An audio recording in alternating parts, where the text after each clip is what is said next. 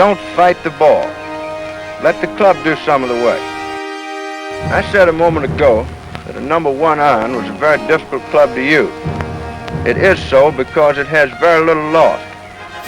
When my grandfather started making clubs, he had some very definite opinions about the design of golf clubs. He believed that a golf club had to be playable to the average player. That's why he did so much sole-weighted technology, and it was very much ahead of its time, and he was the driving force behind it.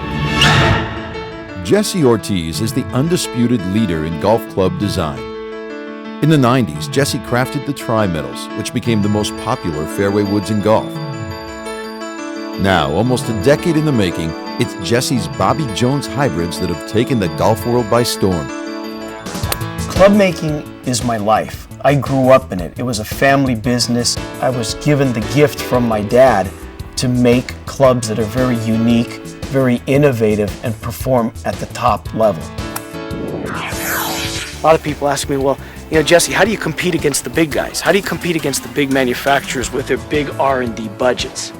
And I tell them it takes a lot of experience, it takes a lot of determination, it takes a lot of imagination. And I got a little bit of each of those things. I create designs that last for years. I won't come out with a new model unless I believe it is significantly better than what I have. I want you to really understand that weight is an enemy in 3 key areas on a club head. The hosel, the face, or the front wall as I call it, and the crown. You want the weight down low so that the ball goes high and lands soft, particularly if you're talking about shots out of trouble that you need to get 175 to about 220 yards. What I did is I have a very thin, short hosel, unlike the iron-like barrel hosels that the other hybrids have on the market. I saved 20 grams right here. You don't want weight on the front wall of the club. You want to take weight away from the face and put it to the sole. Unlike the other hybrids on the market that are all cast, I use a miraging steel crown, forged to the thickness of 1/3 of a millimeter. This crown weighs the same as graphite, about 10 grams. So by taking weight away from the hosel, the face, and the crown, I can transfer all that weight down low to the sole and to the rear of the club. That gives you a much higher trajectory and lands the ball much softer than the other hybrids on the market. I love this club. Play golf a lot. We bet. This club has paid for itself more than once. I'm not a great golfer, but this really has improved me, and my handicap's coming down because of it. I could hit it out of the rough, easy to hit on downhill lies. Oh my. It doesn't make any sense to be using a club with a thick barrel hosel, a flat sole, straight leading edge, because that's going to grab in the rough. The heel or toe are going to grab, it's going to twist, you're going to hit these worm burners that hook or slice off in the distance. What you need is a club that's very versatile.